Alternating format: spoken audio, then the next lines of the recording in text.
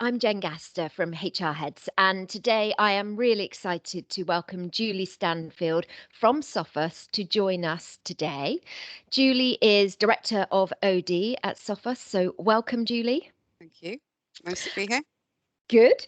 I understand you had a super early start this morning, so very grateful for you making the time. Julie, as discussed, I'm keen to explore your thoughts on some of the key questions that our HR audience want to know. So, for me, the first thing is post-pandemic, we're sort of coming out the other side. What are those leadership muscles that you've built during the last sort of 24 months during that pandemic that you really want to carry forward? Really good question. I think the ability not to panic when everything goes completely wrong has been a real strength in the last 24 months. When we first went into the pandemic, we literally had to stop what we were doing and completely refocus. And for any of your HR people who know about the MBTI profile, I have a very strong preference for J. So I like a plan. I like to know what's coming up. So that complete flux that we were thrown into of stop what you're doing and everybody pivot and do something different was really, really super uncomfortable for me. And it's just become part of my trademark now. I think everyone's trademark for the last 24 months is you've got no choice. You've just got to be able to pivot. So that comfort level with the unknown and that ability to be really agile in how you respond to things is probably the key thing. But I think Yeah. really specifically from a leadership perspective, I have had to become a lot more trusting and a lot less controlling than I would have been in an office environment. So, in an office environment, you can see what people are doing when they're there. You can see when they're ordering stuff on, boohoo.com. And when they're actually getting on and doing some work, you can't see any of that from home. Yeah. So that real shift in managing by, knowing and being able to see with your eyes that people are being productive The and really confidence manage. it gives you. Yeah. Absolutely. Yeah. And then just moving your entire mindset to managing by results. As long as people are hitting deadlines and the quality of work's good, whether they're doing it at 3 o'clock in the morning and then they're spending the rest of the day shopping really doesn't matter anymore. So No, that's that been a real output shift. focus. Yeah. Absolutely. Okay. And what were your early influences that shaped you as a leader to end up as director of OD? I cut my teeth in HSBC. I spent a long time working with HSBC, very compliant background. Everything was process and data driven, and we had rituals and routines for doing everything. And that gave me a really good grounding for being able to deliver things on time and to schedule and to manage expectations. So that was the grounding of my leadership role. But I didn't really become a leader, I don't think. I was a manager at HSBC. When I became a Okay. leader, was when you get out into the real world and you don't have this massive organization necessarily behind you who do things for you. So as a leader, I had to in smaller companies learn how to do my own interviewing and how to manage customer RFI and RFP processes. Whereas in a Yeah. massive organization, you have people to do that for you. When you're in a smaller group, actually I developed leadership skills because I had to teach myself and learn how to do things by following other leaders, but also learning by myself and then teaching other people how to do it. So for me, actually moving from a big corporate to a smaller company really expanded my capabilities in a direction I wouldn't have got elsewise. It's taking the remit outside of the box, isn't it? I always say, in a role, your remit's this, but actually when the project stretches in a bigger organization, you often hand it over. Yeah, But when you're in a smaller organization, your box just grows and you absolutely. end up growing with it, Yeah, basically. Yeah. totally. Okay. Yeah. So in what way is the reality of that director of OD role different from what you expected when you first joined Sophos? In every way, I think it's fair to say. So um, I think my main learning points around what I expected versus what actually is are you have a lot more freedom, therefore you have got to be very disciplined around the decisions that you make.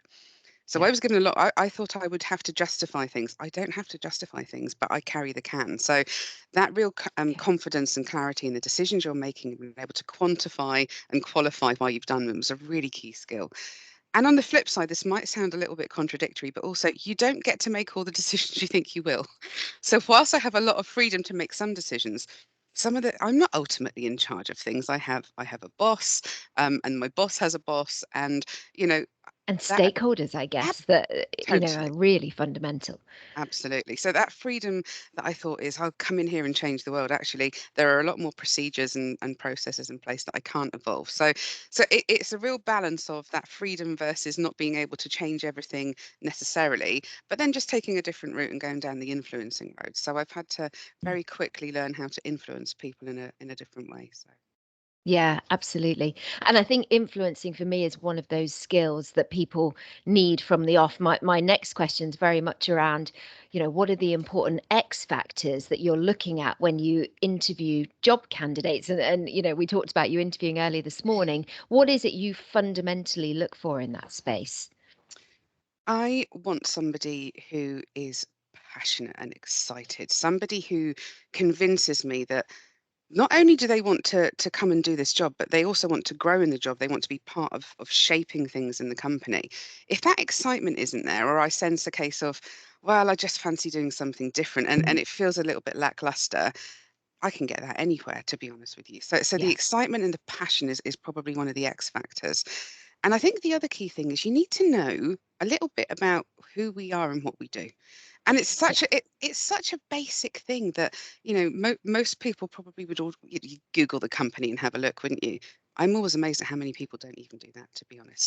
So that research, that knowing a bit about who are our customers, who are our stakeholders, what are our products and how do they work? Don't need the technical, but just having that overview and being able to ask some intelligent questions about where are we going, and what does the next 12 months, 2 years look Mm. like? How can I make a Your market difference? share. Yeah, Yeah, where is the challenge? absolutely. It's interesting because obviously in recruitment, candidates want to be treated as individuals. They fundamentally want you to know their name, and of course, that's all the right thing. But it isn't always reciprocated. You have to know a little bit about you and you. So, I think that passion and the sense of bothering that to show that you really do want to work for this business, with this business, in that business, is really key. Is there anything else that for you stands out with candidates coming through, particularly in the HR space, perhaps? I think a key thing for me is that desire to continuously learn. I know I work in a real learning Mm. field, but the desire to, even if you don't want to move up the career ladder, that desire to enrich your job, to learn things, to grow and develop, that desire to be a continuous learner really stands out for me, to be honest with you. I have interviewed a number of Yeah, people recently. We've just hired somebody, but a number of facilitators recently who have been doing the job for a really long time, but who didn't show that desire to keep on top of new thinking in leadership space, or in cybersecurity, which is our background. So I think your it doesn't field. Yeah. matter how old you are. I mean, I'm not a spring chicken myself, but that desire to keep learning, whether it's by reading or even watching YouTube videos, that desire to Yeah. keep on top of what's going on and what's coming next is a real key standout feature for me. Continuous improvement of yourself always, and an appetite for it, a hunger for it. Absolutely. Okay. You're in you're in that tech space. We are having conversations with people all the time about the use of data to drive decision making, and data's role, particularly within the broader HR space. Mhm. How are you using that, and where do you see that going in the future? So we are very lucky. We have a team who do our data for us. So thank Of goodness, course. because it's not a strength of mine personally. We use data to really track, certainly for our OD projects and for our L&D interventions, what people actually do versus what they say they're going to do. And that is a real key fundamental for me, especially when I'm planning learning for the year example. So I'll have people say, we need these courses and these workshops, and this is really urgent, and we must do it in this time zone. And then when you go back and you track who turned up, who signed up, and who turned up are two very different stories. And then Yeah. who also completed programs, especially things like e-learning, etc. That data really helps me to go back to the business and drive their thinking around, okay, this is what you thought you needed. This is what we gave you. It hasn't worked. What else do we do in order to really drive it? So it's around having really intelligent conversations with the business and Mm. helping them to spend their time wisely. Because if one thing the pandemic has taught me is we're all a lot busier than we were. So if we're going to give our people solutions and give them support, we've got to give them the right things. And Yeah. the data points are the things that allow me to intelligently help the business to make decisions around how they spend their people's time. Yeah. And I think it comes down as well to the nuts and bolts of finance. It costs to run a program or to implement an e-learning, an LMS, whatever that offering might be. But if it isn't what the business wants, it's a waste of money. You know, Absolutely. you can offer a different, way to find that learning, and development potential, that might resonate with the audience a bit better. It's Absolutely. always one of those things. Okay. Um, and then looking at the next generation of HR practitioner, whether it be HR itself as a generalist subject or L&D and OD as that management and leadership capability, what do you think is really important about what they now need to bring to the table, and how, as a leader, are you working with your teams to create the leader of tomorrow? Yeah, it's a really great question. So we're very competency driven in my team, Okay. and we are very clear about not only developing people's competencies but understanding what's happening in the wider world. So we don't just look at pure OD competencies. We also look at leadership competencies and cybersecurity competencies, and making sure that people are very well rounded. So it's great to be an expert, and I'm a big believer in going down a route, but you've also got to have half an eye on everything else that's going on. Yeah. So I think not shutting yourself into one box and actually keeping an eye out on all of the other things, that is a real key thing for me. So I'll give you an example. A member of my team is the probably one of the best facilitators I've ever seen, and I've seen a lot of really great facilitators. She's amazing, but her design skills was something that she knew was something she wanted to develop. So that has actually been more of a priority than some of the other competencies that we may have focused on for other people. So a real eye on competencies, rounding people out, and really individualizing the development and making sure Yeah. that you're creating good rounded individuals. Because ultimately, I need to make myself replaceable, and that's how I Yes. do it, is by making sure my team have those rounded skills. It takes away the key man dependency within a function, doesn't it? But it also ensures that you've got the ability to grow people in different directions, because you retain people by offering them a variety of choice in that career pathway. And we want to retain people, but we equally appreciate that their next opportunity might not be internally. And it's, how do you give them the skills to go and find the what next for them that's right? I think many businesses want to hold on, and that isn't always the right thing for them or the individual, but it's how you create that platform of learning to take them further through. Yeah, it's a real duty of care, I think, being a leader Mm, of any description. And yes, of course, you want to hold on to your good performers and you want to grow them and develop them. And sometimes the best thing is that they actually leave and they yes, go and they develop skills and competencies and capabilities elsewhere.